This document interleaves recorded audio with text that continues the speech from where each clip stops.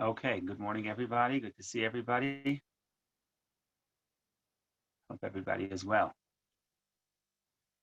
Okay, we'll jump right in. No time for jokes. We'll jump right in. We got a lot to do. We are in one of the most fascinating stories in Genesis, story of the tree of knowledge, the fruit of the tree of knowledge, and all its ramifications. We began to discuss it in the last 2 weeks, and we are trying to put all the pieces of the puzzle together before we read the actual verses. And the first piece of the puzzle that we tried to address, and I'm just going to take a minute or two just to review, was the question of what is the meaning of the tree of knowledge of good and evil.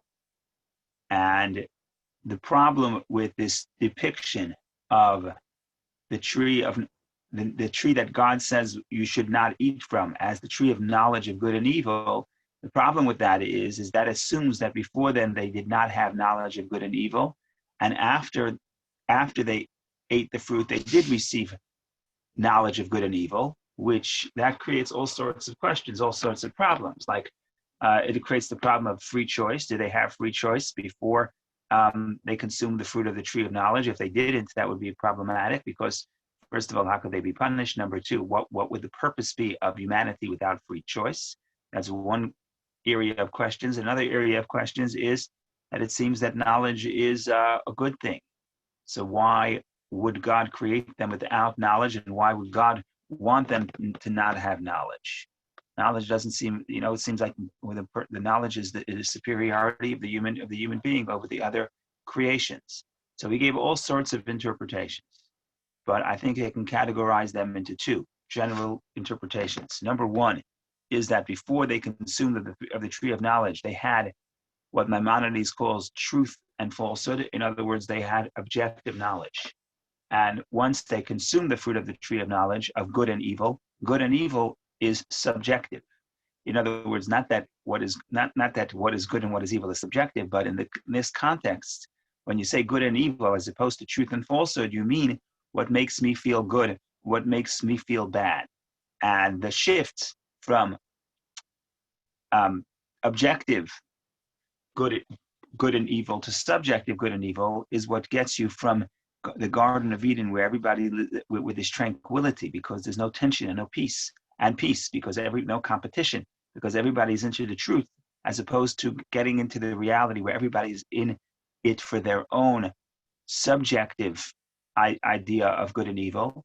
Then that really spells the end of the tranquility of the Garden of Eden. And again, if we're living in a world where we don't ask the question of what is good, what is right, and what is wrong, what is good in the objective reality and the objective truth, instead we ask what makes me feel good. That's the negative knowledge of the true of good and evil. In other words, it was not an upgrade; it was a downgrade. They used to have objective knowledge; now they have subjective knowledge. So that's one approach that we discussed 2 weeks ago. And last week we discussed the approach of Nachmanides and Abarbanel, who defined the term knowledge as will. In other words, they had knowledge, they had understanding, according to Nachmanides and Abarbanel. What they did not have is desire. And everything that all their physical needs, they did because you have to do it just to survive. But it wasn't something that they did out of intense pleasure or desire. And once you consume the fruit of the tree of knowledge, the desire is internalized. So knowledge is good, but desire, certainly intense desire, could be problematic. That's the Abarbanel, and also that's the Nachmanides and Abarbanel. Abarbanel changes it a little bit. He says they had some desire before, and that's why they were allowed to touch the tree, and they were allowed to see the tree. Touching and seeing represents an interaction, but the interaction is limited. What they were not allowed to do is consume of the fruit of the tree. Consuming of the fruit of the tree represents intense desire, and intense desire is negative, because even if I have knowledge, I know what the right thing to do is, but because I am conflicted by an intense desire for other things, that robs me of my tranquility, and ultimately that will drive me out of the garden. So these are the two Rabbi, approaches. Yeah, Yes, I go have ahead. it's problematic for me because God gave us the desire. I mean, he implanted in us that capability. So now he seems to be saying, okay, guys, let's see, let me tempt you. So that's a one thing. The other thing is that nowhere, I mean, the knowledge of good and evil is God's prerogative. He knows absolutely what is good and evil. Humanity doesn't know it. Is there anywhere in the literature that somebody defends that position, that the tree of knowledge of good and evil gives people the idea that they know what God knows and what God wants? Okay, so let's start with the first one. Let's start with your first point. The first point, knowledge, desire is of course good. It's created by Hashem. The question is, it's up to us. The question is, where do we direct our desire toward? What do we want naturally? So desire is phenomenal. Desire, according to the Kabbalah, is what really unlocks the key to will. And desire and will affect all other faculties of the human being. So, for example, the Talmud says this, but the Kabbalah elaborates, is that a person should only study where their heart desires. In other words, you have certain people who are very good at certain subjects. They're able to understand and succeed in certain subjects. And in other subjects, they have no interest in. Somebody's a poet. They wrote amazing poetry. They can't do the times table, right? And vice versa. People could be PhD in mathematics and they don't understand what philosophy or poetry is, or the like. So the idea is as follows. It's not that they're not missing intelligence. Everybody had different types of intelligence, I understand. But what the Talmud says and the Kabbalah elaborates is that when you want to understand something, you'll understand it. In other words, once you introduce the concept of desire and will really unlocks and allows all other capacities of the soul to flow. So somebody once said, and this is very true Kabbalistically, that the job of a teacher is not to teach.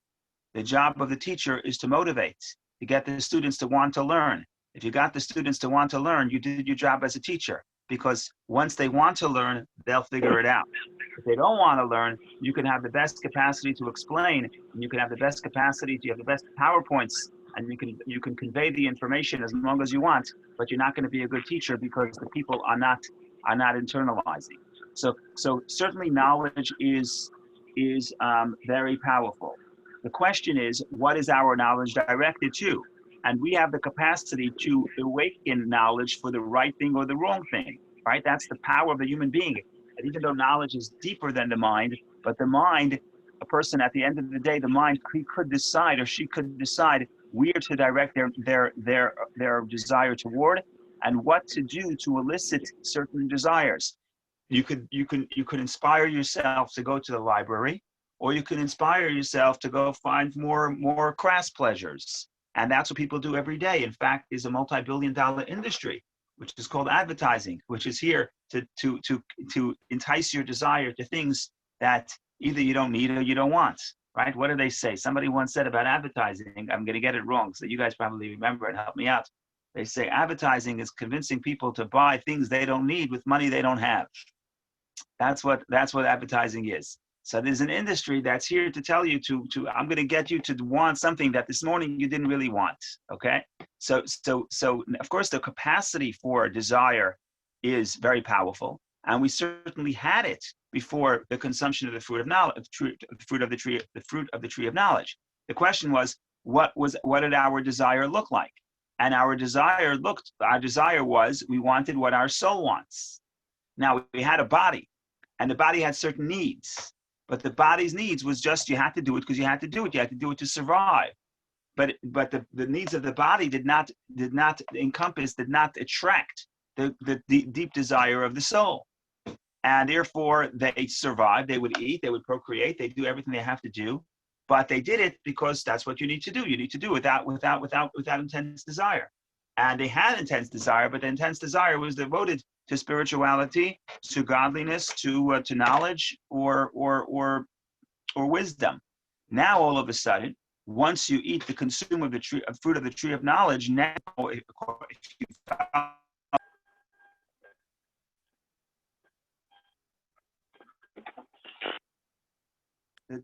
the desire is directed toward things of good and evil. What's good and evil? Good and evil is the physical, because spiritual is all good.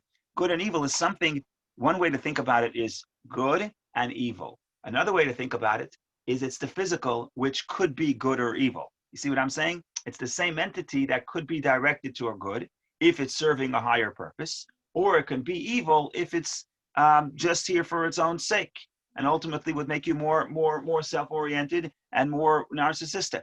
So when we say knowledge of good and evil, what we mean, according to this interpretation, is deep desire for what?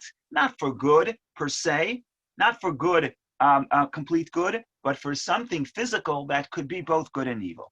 So that's to defend Abarbanel and Abarbanel and Nachmanides. Jill wants to give another interpretation, which I like, so we're going to do it. We have done this before. This class, we have written interpretations in the past, so this won't be a first. But Jill is telling us as follows. Jill, if I mispresent it, let me know and help me out. What Jill seems to be saying, and I think that's a great interpretation, is that there's another problem. Problem is that the human being, once the person consumes the fruit of the tree of knowledge, the human being feels that he knows the truth, and he knows what's good, and he knows what's evil. And if I'm the truth, and if I think I'm like God, and I think that I know the truth, then the result is that if you disagree with me, I'm going to go to war with you. And therefore, if two people are running around the same home, or the same block, or the same town, and each person thinks they're God, you're going to get a clash. And that clash is going to really be the end of the Garden of Eden, which is really the garden of pleasure and the garden of tranquility. So I'm totally comfortable with that interpretation, but I would think that it starts not from the intellectual, but from the emotional. In other words, why do I want to think? It all starts from the fact that I take on the subjective perspective. In other words, once I decide that what makes me feel good is right, that's why I think I'm God. In other words, what's the motivation? How do you have Adam and Eve, two people that are sitting in the Garden of Eden and invested in spirituality? The more wise a person is, at least in Judaism, according to the Kabbalah, true wisdom leads to humility, because true wisdom helps you understand how little you know. So in Judaism, wisdom is synonymous with humility. So how could people immersed in wisdom feel that they know everything, they know God, they're like God? So of course you're gonna say, yeah, they got it from the tree of knowledge. But what does the tree of knowledge represent? The tree of knowledge represents, going back to the first interpretation, it represents that the person decides that objective truth is determined by my subjective reaction to it. In other words, what makes me feel good ultimately is the God. And ultimately, idol worship. And ultimately, that's why there's multiple gods, because there's multiple, everybody is pulling in their own direction. So I'm not disagreeing with you, but I think it could be in what Maimonides says. Rabbi? Yes. Can you hear me? Yes. This interpretation is really undermining, on my view, that people are smart and they learn. So a lot of people don't make a decision to do anything. First, they learn about it. They try to understand it. They use their soul and their mind to figure it out, and then they make it. Then they apply their desire. I don't think it's desire always first. I mean, unless it's like ice cream or cheesecake. But even that, I think people make. And I want to. So tell me, do you agree with that? Is that the wrong approach? I think people first think. Most people are smart people, and then they go and they desire. Yeah, people think. The question is what they think about. So I'll tell you what I think about. I wake up in the morning, I open up the fridge, and there's broccoli and there's chocolate cake. And now the question is, which one is good? Which one is good? I want to eat what's good, right? We all want to eat what's good. What's good? Well, it depends. Are you talking objectively? What the science says is good? Well, I can give you a lecture. I can't, but somebody here can give you a lecture of how good broccoli is for you, right? And if you're looking for, not in the words of Maimonides, truth and falsehood, the broccoli is truth, and the chocolate cake is falsehood. Why is it falsehood? First of all, it's only going to make you feel good for 1 minute. Mark sent me the article from the Wall Street Journal this morning. So the first bite will be good. The second bite is not going to be as good. So it's not really that good. You eat it, then you get a stomach ache. Then don't forget. Well, don't worry what it does to your insides. Forget it. You get a stomach ache. Then your blood sugar is going to rise. It's a disaster. It's a disaster any way you look at it. It's completely false. It presents itself as something nice, but it's completely false. So if you're looking truth false, broccoli truth, chocolate cake false. You see, but you're proving my thought because you're thinking about it before you're eating it, before you're letting your desire go in and eat the chocolate cake. Let me finish. On the other hand, Okay. I also look at it, and I could, more likely than not, I look at it and I see broccoli as not objectively good, chocolate cake as objectively good. In the language of Maimonides, while broccoli is truth and chocolate cake is false, chocolate cake is good, subjective, and broccoli is bad, subjective. Okay? Hey, bear with me. Now, of course, we're intellectual beings. We could decide what we want to do. We have free choice. We could do whatever we want. And we could make a decision and we can operate that way. And some people are more intellectual and some people are more emotional. I understand all of this. And again, it's not a perfect example because even the broccoli, it depends what you want. If you want instant pleasure or you want to feel good in the long term, it's not a perfect analogy. But what I'm trying to say is that what Maimonides is saying and others is that before the consumption of the fruit of the tree of knowledge, when you faced any decision, you say you have to think. I understand you have to think. You're going to think, but what are you going to think about? So before you faced any decision, the only question you're asking yourself is it truth or is it false? Yeah, you're going to decide what you want to eat, but how do you define good? After we consume the tree of knowledge, we have multiple ways of defining good. Objective good and subjective good is not the only way. We have another way of deciding good, and that is which is subjective, which is putting the self in the center and asking, how does this make me feel? And I would argue that every conflict we have in our life is essentially the question of some tension between what we know objectively is good and what we know subjectively to be good. I think any conflict we have in our life is really could be boiled down to that. And what we're saying is that this conflict is a product of the consumption of the tree of knowledge. Because before the consumption of the tree of knowledge, we were very smart. We were like computers. We knew exactly, we can crunch all the numbers, we can do all the analysis, we can calculate all the research, and tell us what's objectively good and what's objectively bad. But post the tree of knowledge, we're not computers. We are human beings, and we're subjective creatures. And there's a conflict between the objective mind and the subjective heart. Now, what do I do with this conflict? Okay, so some people are better than others at making the right decision. And some people have, everybody has areas where they're stronger and they're more, and they do the right thing in their life. And other people have, and areas in which they're challenged, which is fine, which is human. But again, we're trying to figure out, what does it mean to be human post the tree of knowledge? What does it mean that we have a desire for good and evil? It doesn't necessarily mean you want to rob a bank. That's a secondary result. The only reason why you rob a bank is because, not you, the only reason why someone decides to rob a bank is because they're asking a question of what is subjective good. And if you want to figure out what's subjectively good, and you put yourself in the center, eventually you will get to the point where you're going to rob a bank because that makes you feel good. But if you're a person who's never asking what makes me feel good, you're always asking what's objectively true, it's very likely you're not going to rob a bank. Not impossible, but it's likely you won't. So that's what we're trying to get at. We're trying to get at what changes within the person, or really what is the state of humanity post the tree of knowledge. And the state of humanity is, on one hand, we're very smart and we can crunch all the numbers and we can figure out everything objectively. We can get a rover to Mars. On the other hand, we're also more concerned, in some sense, part of us at least, is much more concerned with how things make us feel than if they're right or wrong or true or false in the objective sense. I hope I'm not, if this is news to you, then you're in a very good place. If this is news, if you're looking at me and say, what is this guy talking about on a Sunday morning? What is he talking about? I don't relate to what he's saying. Then you're in a very good place. You must be hanging out in the Garden of Eden. I have a question. Yes. My point is that truth and lie, truth is also relative, and it's a different category as good and bad. And here are my examples. There could be short-term truth and long-term truth. For example, broccoli good for you long-term, but chocolate may be good for you short-term. There is also truth or good or bad.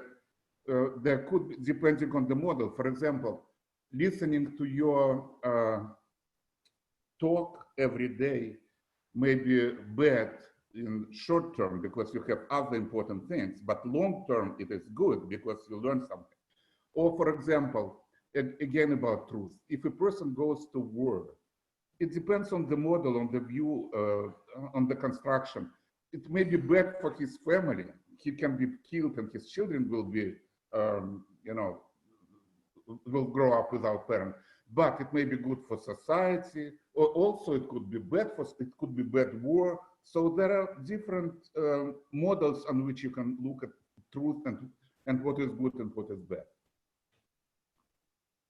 I fully agree, and that's why I alluded to before that the metaphor of the broccoli is not a perfect example, because somebody, let's say I'm only eating healthy, but I'm not eating healthy because of a spiritual reason, because I want to be healthy so I can live longer and serve God and put on tefillin for one more day, right? That's what some people. Why some people go to the gym every day, because they want to live to 120, so they should be able to put on tefillin for 120 years, be able to light Shabbos candles for 120 years. That's why they're going to the gym. Other people go to the gym because because pleasure for them is looking good is just as pleasurable as eating food. So it's a bad example. So the broccoli example is not a perfect example. But and I agree with you fully that there's all kinds of models of what's good and evil, what's good and what's truth and false. I agree. But I wonder if you agree with me that if 7.5 billion people are on the planet and they're concerned, and the questions they ask is what is the objective good, and they're not distracted by subjective good, the world will be a very different place. If you see what I'm saying, right? All the models will be perfect. Like, okay, so we're in a pandemic. Without getting into politics of what you think, if everybody sat down and tried to figure out what is the objective way to try to solve this problem, we may end up with the wrong solution. I'm not saying that everybody knows everything, but if we're asking the question, the objective question versus the subjective question, and if we had no part in ourselves that's seeking the subjective perspective, then we would be living in a different world. We may have made mistakes, but it'll be other types of mistakes. I think more often than not, more often than not in my own life, I'm not talking about I'm going to tell you what's objective truth. I'm not talking about that. I'm talking about in my own life, what I think is objective. And I know to be objective for myself is different than the subjective. And that's the internal tension within myself between the objective perspective and the subjective perspective. Go ahead. Well, personally, I graduated from University of Marxism-Leninism, and I was taught, I don't believe it, but I was taught that there is no good or bad moral. It depends on what class you belong to. And if you are proletariat, whatever you do, it's good.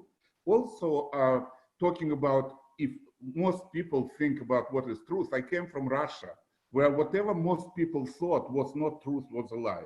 And now I live in America, and I see at least half of the country thinking what is good, which is thinking wrong.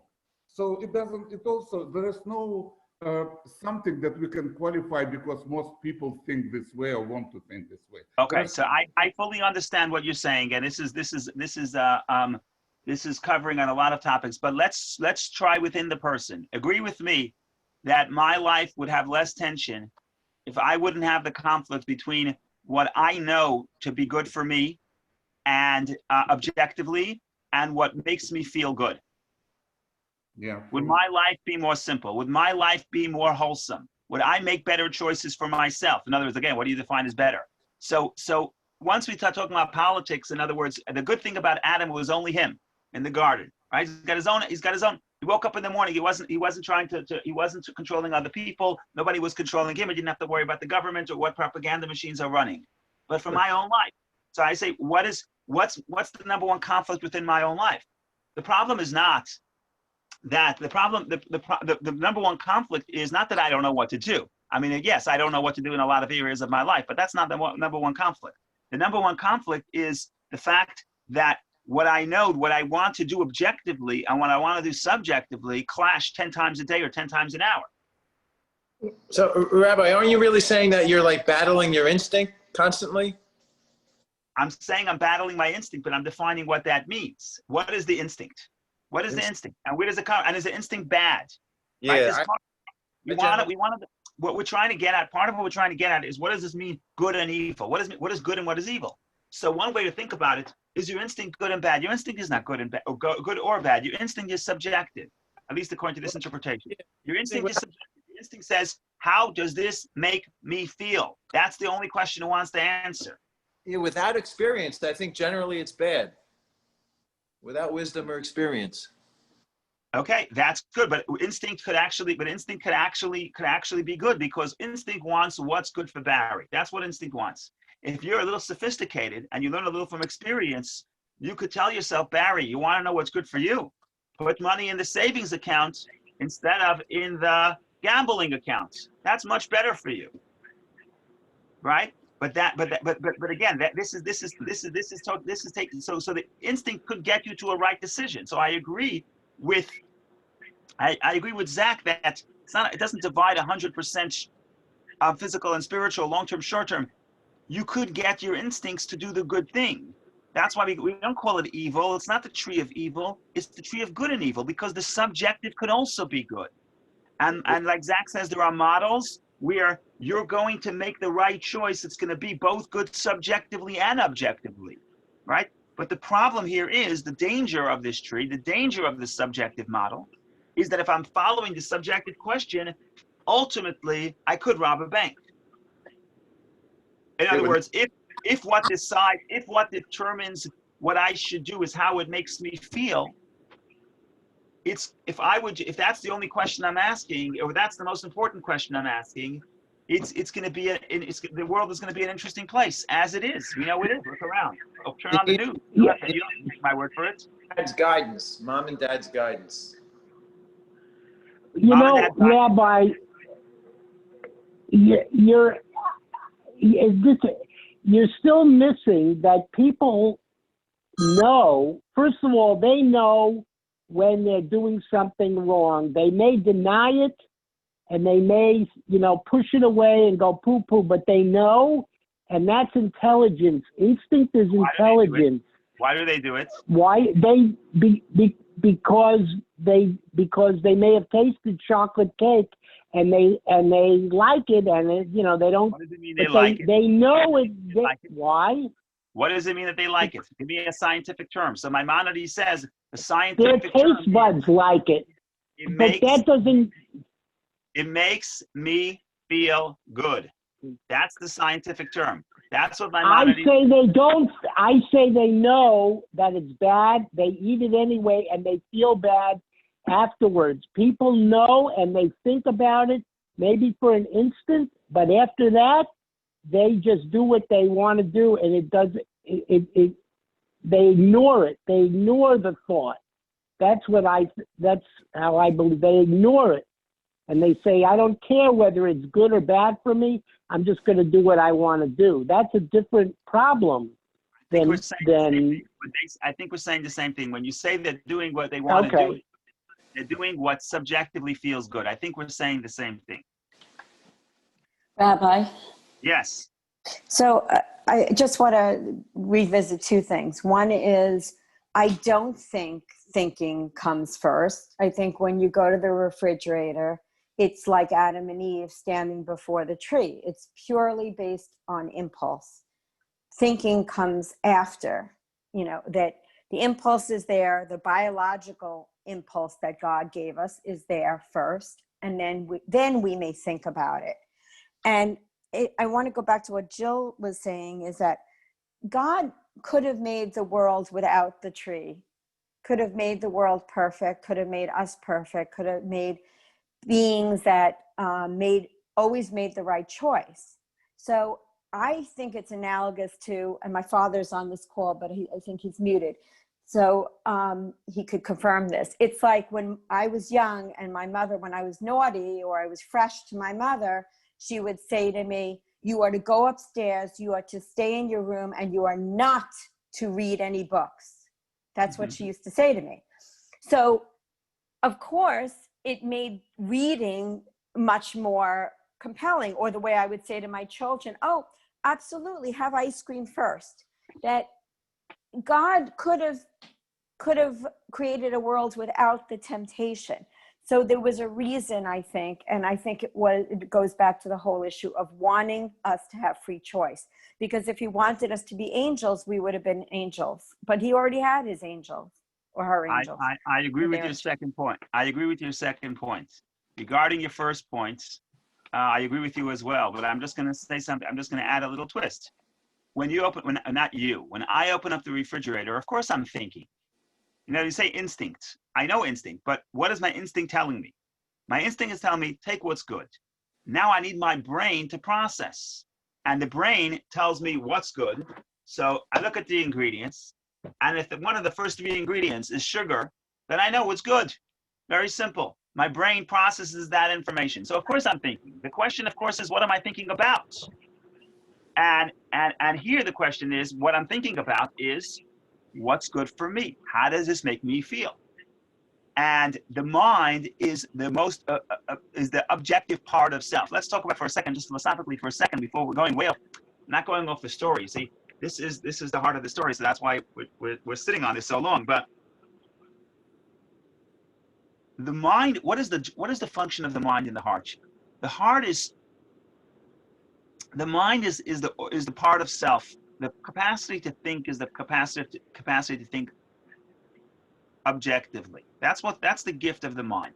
In other words, even though I hate to admit it, and I think I hate the other person, but my mind, I have the capacity to think and say, you know what, that other person is right.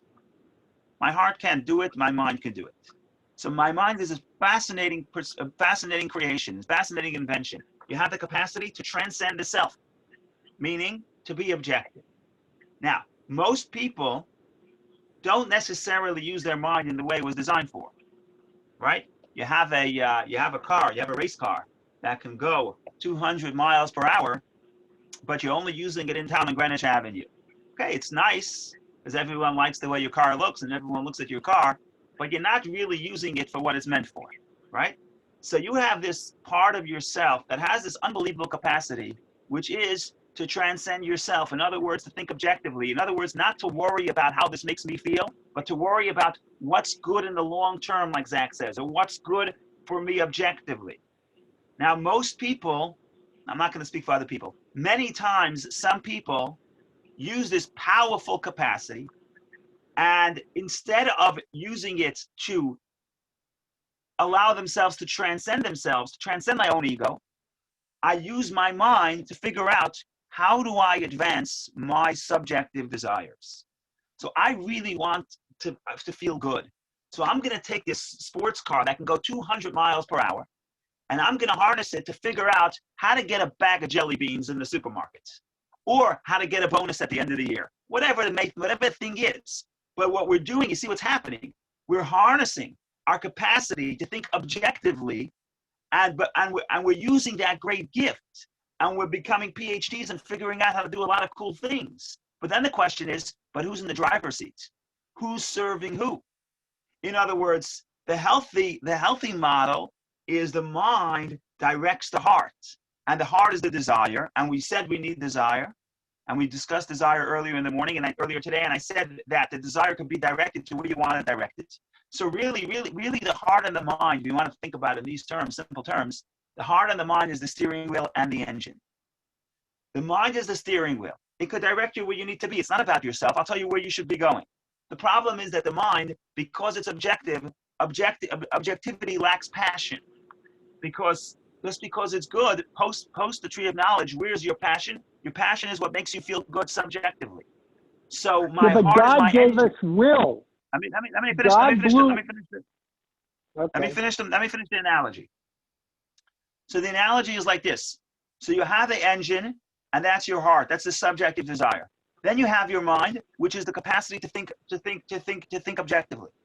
And if you have a car and you have a engine, but you don't have a steering wheel, you're going to crash into the wall.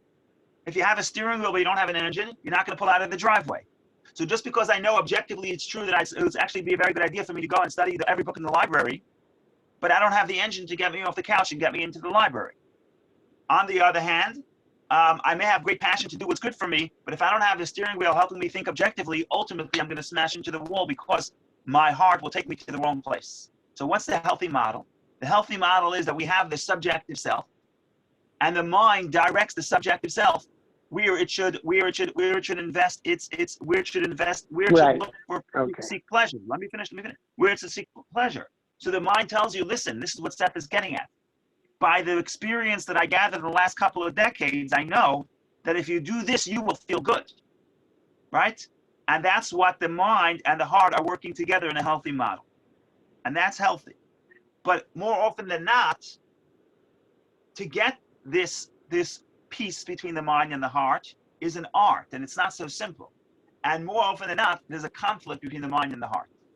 And all we're saying here is that before you ate of the tree of knowledge, there was no conflict really between the mind and the heart, because there was nothing inside of me telling me that I should be seeking for what makes me feel good.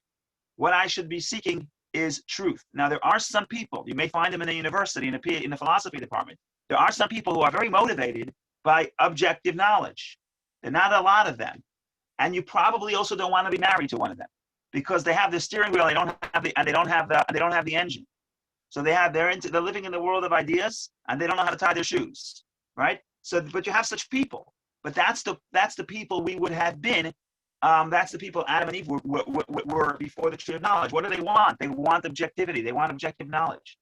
Now, does that mean that I'm not when you translate this into politics where I have the objective knowledge and I will tell you what objective knowledge is and you're not allowed to want anything other than what I determine is subjective knowledge? There you go into politics. That you get into all kinds of other problems of as Zach was describing. But I'm talking within myself. And within myself, at the best, the steering wheel tells my heart what it wants, and my heart wants it, and I direct my desire to the right place, and I live happily ever after, and I live a wonderful life. I wish that would be the story. That could be the story. The story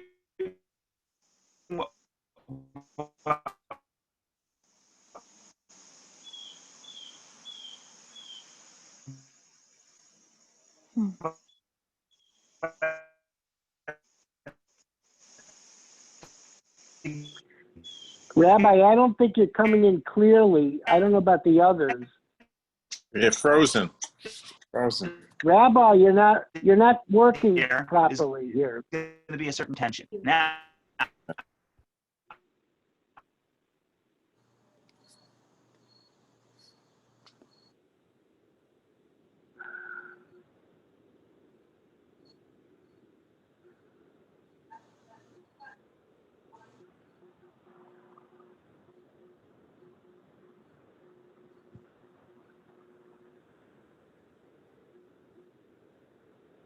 how is now? Is this any better? Yes. Yes. Yes. Yes. Okay, I'm going to go back to what I said. I've been frozen since 9:30. No. Yes. No. 9:45. Okay. So okay. So what am I getting at? I'm getting at that we understand that now this everyone wants to know why Adam and Eve consumed the fruit of the tree of knowledge. The answer is because before, even though they had the objective perspective, they had a nice steering wheel, but they had no engine. And they sense that passion is a good thing. You know why? Because if you have passion, then your passion to God and your passion to holy things and your passion to goodness is also much stronger. So they say, we want the passion. Now, is passion good? Well, it's the tree of knowledge of good and evil, which means it could be good, it could be evil. It can go both ways. It's up to you.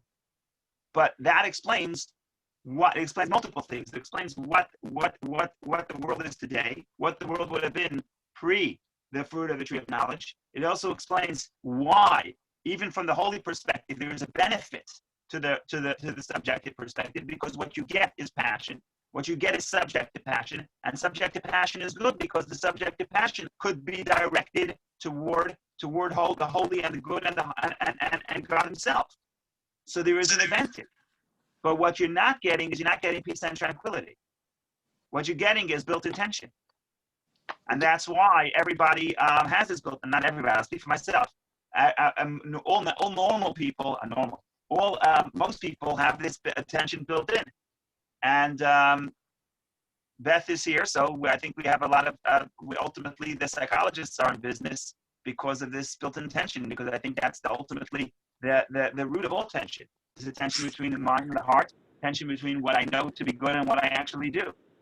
Rabbi, could you But the discuss? tension is Rabbi, could you discuss the snake, who is seems to be the Yes. instigator Let's talk of about this? Yes, we're going to get to that next. As soon as we finish dealing with this, I really didn't want to talk about this because we discussed it already and it's boring. But apparently, it's not boring because this is really the stuff of everybody's life. So we really should dedicate another few it's weeks not to boring this. at all. Not at all. And Why create tension? I think that Let's do one at a time. Let's do one at a time. I know Steph wants to mention. Let's do one thing at a time. But just to Jill's point, yes, the next item on our agenda, once we crack the code of what's the good and evil, and I think we're at least on that topic. I'm not saying we'll get to any decisions, but we're on the topic. Next topic is the snake. In other words, what's the serpent? Who does he represent? What's the stake in the matter? And what's the deal with the serpent? We're going to get to that next. Seth wanted to say something, and then we'll see. Yeah, Go ahead. Oh, you did or I did? Beth or Seth? Seth, go ahead. Go ahead, Seth. The tension Seth, is go ahead, actually, yes, can you hear me? Oh, Beth or Seth? Seth. Okay. Seth, S-E-T-H. Okay, the tension, I think, is actually a good thing because, I mean, I know people think it's bad, but it's really good because it starts one thinking what is the right action to take. It's like a warning from Hashem. Think about this carefully, and once you make your decision, the tension goes away. So it starts you thinking clearly about what to do, and it's a gift rather than a bad thing. no pain, no gain. And it's part of this whole process. I agree. I agree partially, but we're going to try to get everyone to get something to say. So I just want to make one comment because I get the last word because it's my Zoom account, I guess. There's no other reason. But what I'm going to say is you're not wrong. What I'm going to say is the Torah defines it as the tree of knowledge of good and evil. Not evil, it's good. So Seth says it's good. I know it's good. So why do I call it good and evil? Because it's good, but it also could be negative. So you're going to sit here and argue that the tension is good. I agree. The Torah agrees. We say it's good. But you would also have to agree that for some people, this tension turns out to be negative, and that's why they end up robbing banks, right? So that's why it's negative. That's why it's good and evil. So we actually did find the right name for it. It's both good and evil. It could be good. It could be evil. Wonderful name, right? Think about this. If I were writing the story, and a lot of cultures have this story, where there's this forbidden fruit, and the forbidden fruit nobody's allowed to touch, and if you touch it, everything goes berserk, and there's a built-in temptation to touch it, right? But how do you depict that thing? You say it's evil or bad or negative. Here the Torah is saying it's not negative, it's good and evil. We're not saying it's evil, it's good and evil. What is it? It could be good or it could be evil. It's up to you. Okay, Vicky, go ahead. Rabbi, I sent you a poem last week about good and evil. I don't know if you received it. I think that initial the core of the story is that, and that's what poem is about, is that Eve wanted to experience the good, experience it, taste it, and the fact that evil came with it. I don't know. I will send it to you again. That she may not even realized it at first. So in that Eve is in each and every one of us. So every time we want to experience something, it's a desire towards good. But then the core of the story is that evil came with it. So I think you partially answered that. I just wanted to confirm. That's beautiful. Poetic. You said it much better than I could say it. When you say the word experience, what does experience mean? Experience means? Taste it, internalize. But before that, experience means subjective, right? Experience is subjective. And once you open up the door to subjectivity, then I could experience something positive. but I also can experience something negative. There's no once you introduce subjectivity, there's no turning back. Now it's up to me. What do I want to do with my subjectivity? Do I want to experience good or I want to experience evil? But you're right. What she wants, what the human being wants, is subjectivity. And subjectivity is not evil. What it is, it's the possibility of good or evil. It could go both ways. That's what we're getting at. But you said it better than I did. Thank you.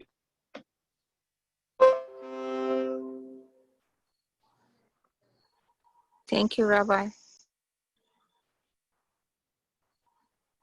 Okay.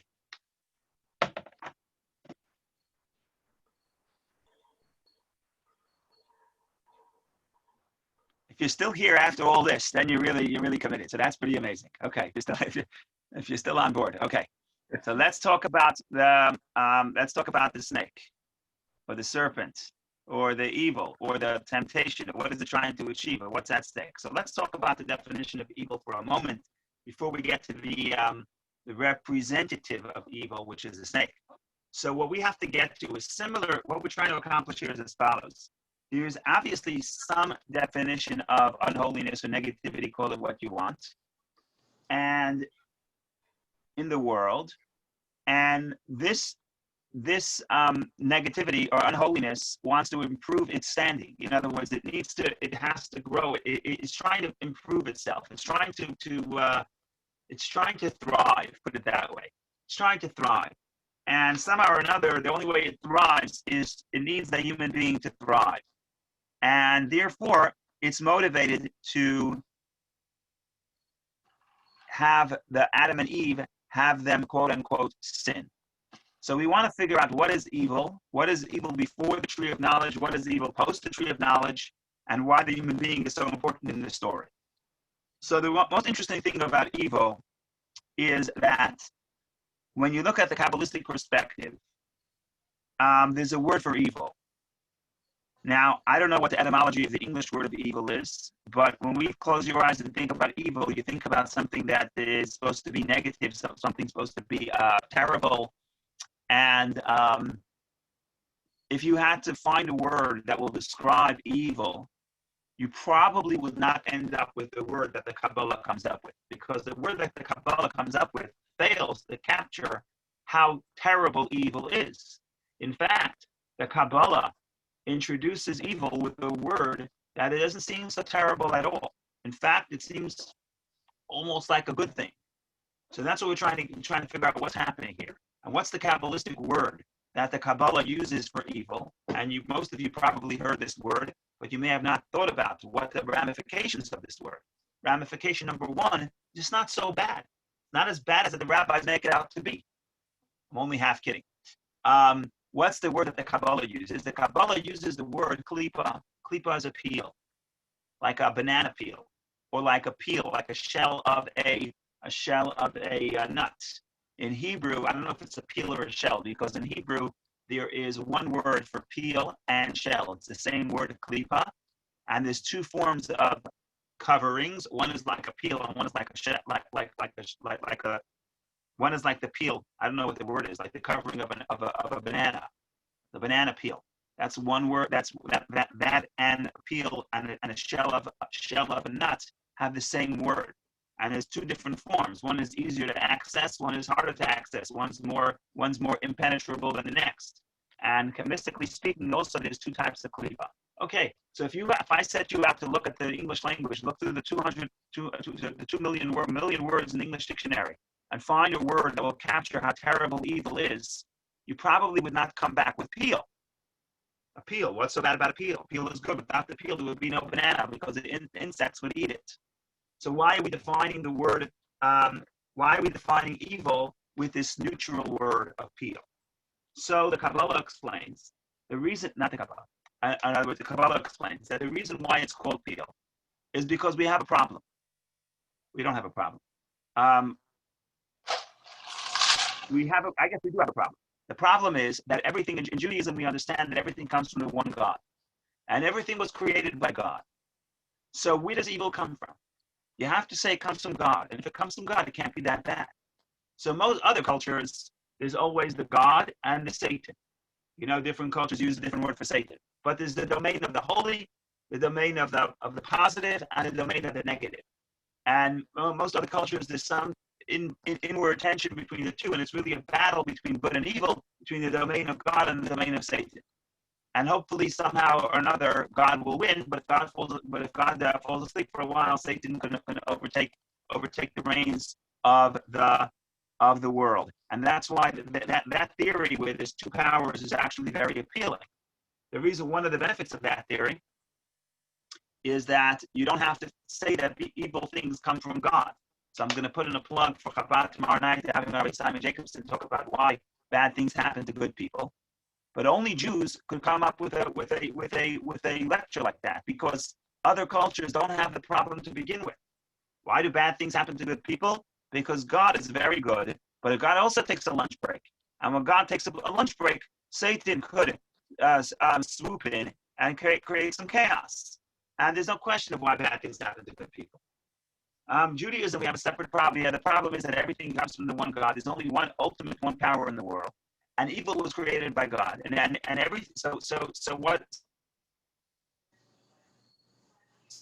What is the nature of evil created by God? Why does God create it? So the answer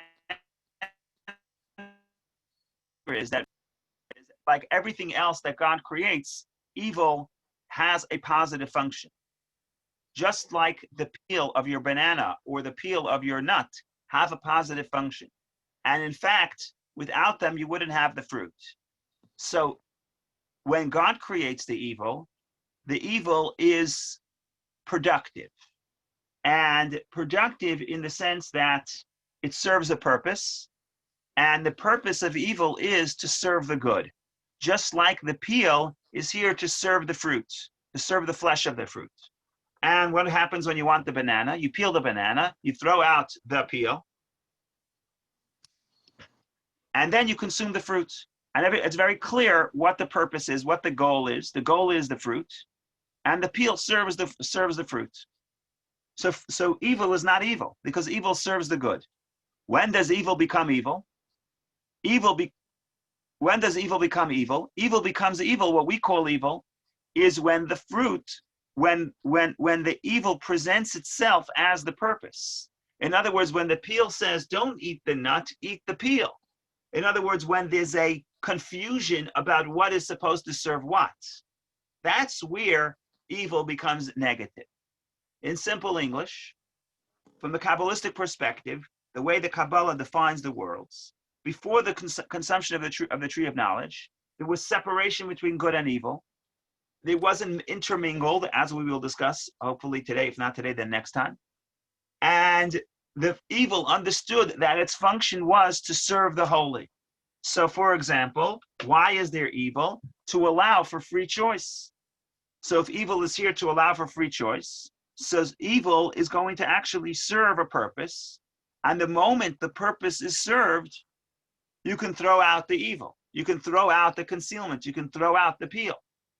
And therefore, there are many commentators, certainly Kabbalistic commentators, that believe that if Adam and Eve would make the right choice, if Adam and Eve would not eat the fruit of the tree of knowledge, then the story unfolds on Friday afternoon.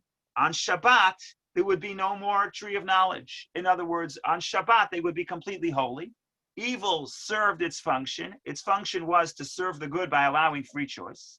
And if they made the choice not to consume of the fruit of the tree of knowledge, it would be no longer prohibited, and there would be no longer evil in the world, and there would be the Messianic era. Why? Because you eat the fruit, you eat the peel, you touch the peel, you determine what's good and what's bad, you throw out the peel, and you consume the fruit. And that's the way the universe would look like. What's the problem here? What the evil understands, the evil senses that its existence is temporary. Because if the human being throws out the fruit, throws out the peel, then the peel served its function and it's no longer necessary. And like everything else in creation wants to exist. And therefore, evil, mystically speaking, the soul of evil understands that the only way it can survive is if it harnesses the human being for its survival. It's almost like a parasite, almost like a virus. But what does it mean? What does it have to do? And this is this is a very important function to the rest of the story. If you want to understand the aftermath of the story, if you want to understand the punishments the consequences for the fruit of the tree of knowledge, you must understand this point, that the way evil decides to survive is if evil intermingles with the good, right? Because again, they were separate. You have the fruit and you have the peel. They're separate. One serves the other. After this, the fruit, the peel serves its function of protecting the fruit of the tree. You decide that you're throwing out the peel, you're eating the fruit, and the peel is gone. The only way to get the peel to survive is if you have to mix the two and make it very hard to separate. And this is also true within the words of tree of knowledge of good and evil, that they are intermingled. What does it mean they're intermingled? It means good and evil is intermingled. Mystically speaking, it becomes very complicated to determine what's good and what's evil, because like the Kabbalists say, post the tree of knowledge, there's no good without bad, and there's no bad without good. What happens in the short term? So in the short term, evil has to accommodate good because we're mixing in with each other.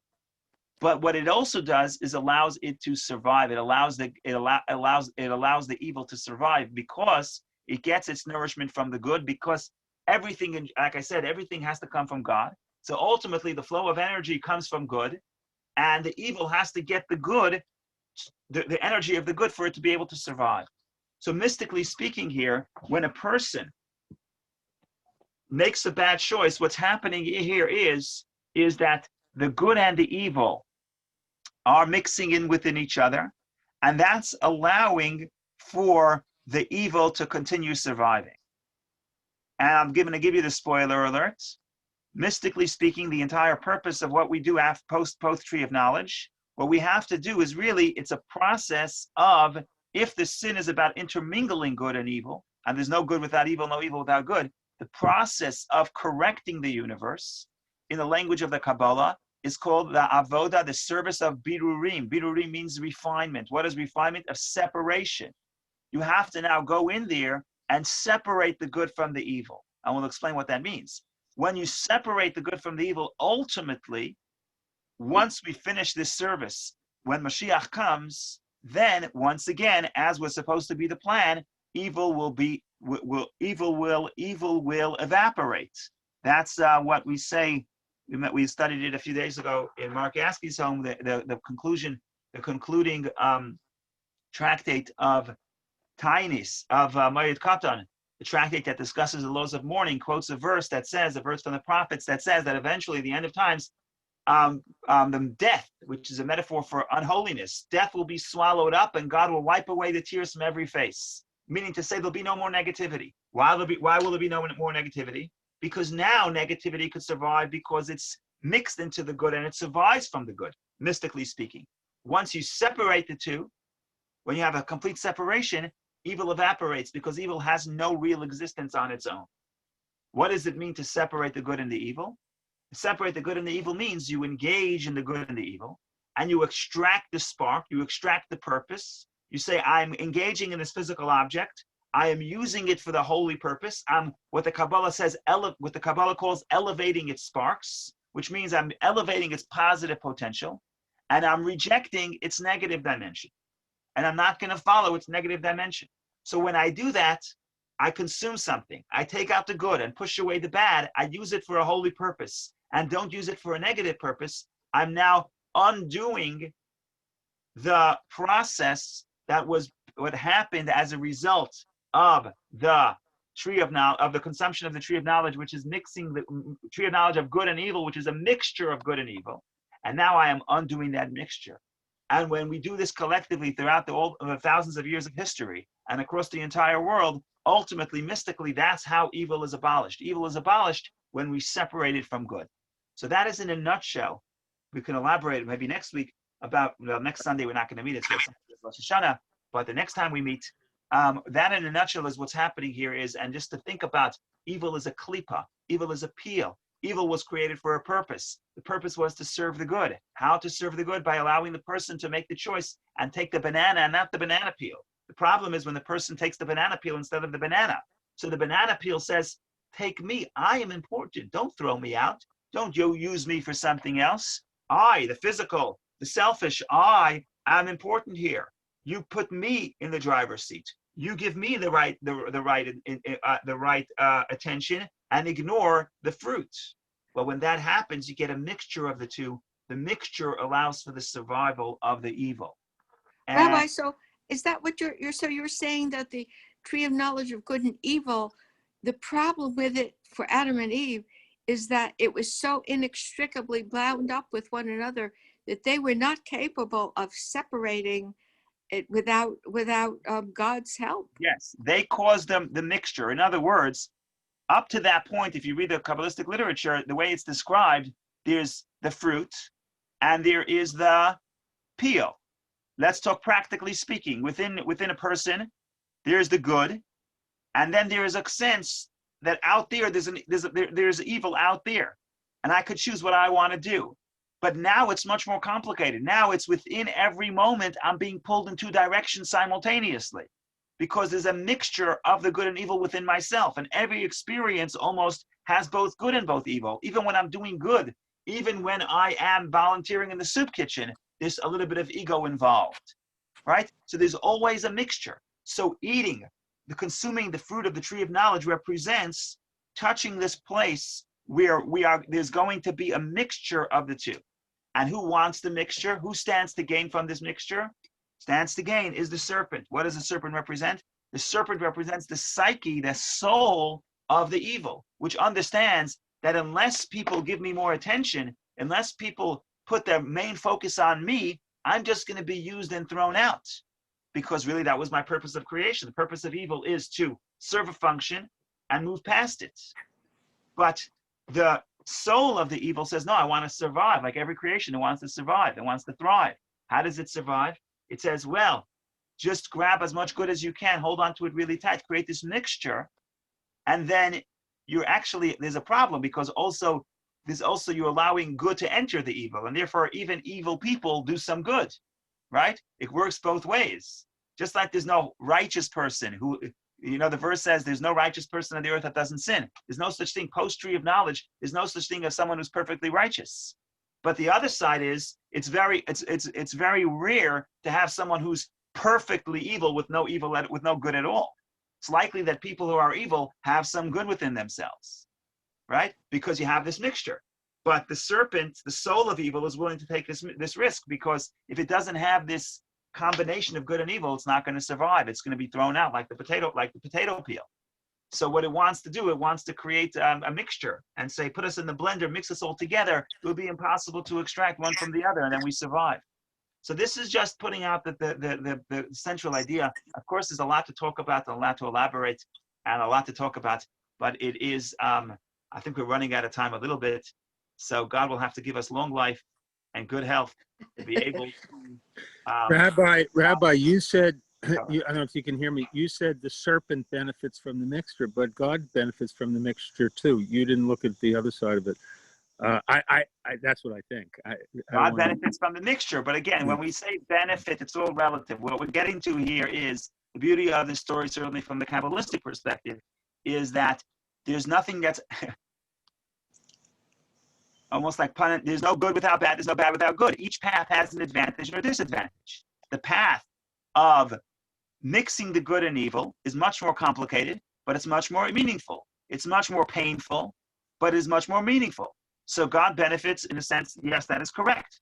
Just like we said that once you introduce the subjective perspective, that could be a desire to evil, but it could also be a desire for good. So yes, there is a benefit to each path. But what I say is that evil, when I say when I say evil benefits and God doesn't, you have to understand that God doesn't like the pain that's going to be brought about by the perpetuation of evil. There's a Talmud that says that there are certain things that God regrets that he created them. And one is the Satan, one is the Yetzer Hara, the evil inclination. So I ask you, if God regrets that he created it, so why did he create it?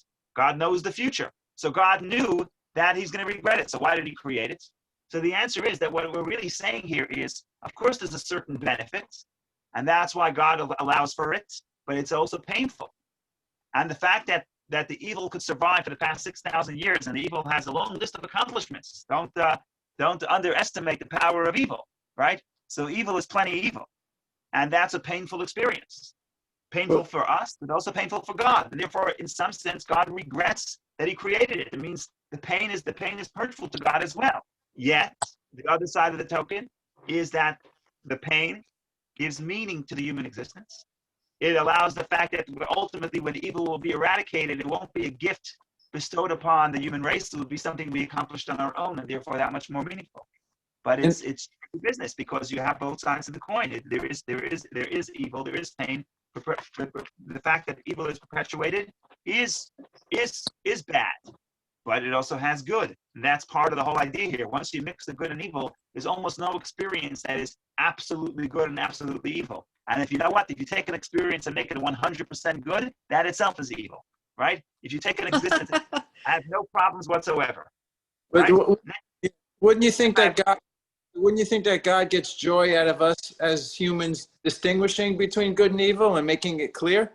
The answer is yes, but do you think he gets pain from that experience as well? Of course, because if the human being is suffering in the process, then it's pain for God, right? If you say, do I get benefit, do I get pleasure from the fact that I overcame challenge? Yes, the deepest meaning in life is from overcoming challenge.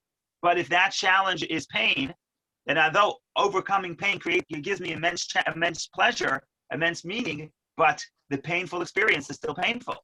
Cost to everything. Both are true. Both are true, and that's part of the whole idea here. It's the tree that encompasses both good and evil. And why couldn't he make two trees? Well, that's what he did in the beginning. In the beginning, there was good, domain of good and made of evil. And he says, you want to mix them? Eat this tree. I don't suggest it, but you may want to mix them. Thank you. And the serpent says, let's mix them. So yes, in the beginning, they were separate, and now we mix them. Okay, there's a lot to talk about, but as soon as Rosh Hashanah, we have to get ready for Rosh Hashanah. A few days away. If we're not going to see you next Sunday, maybe we'll see you during the week. If not, have a Shana Tova, wonderful, happy, healthy, sweet New Year. Thank you, Rabbi. Same to you and your family. Yasher Koach.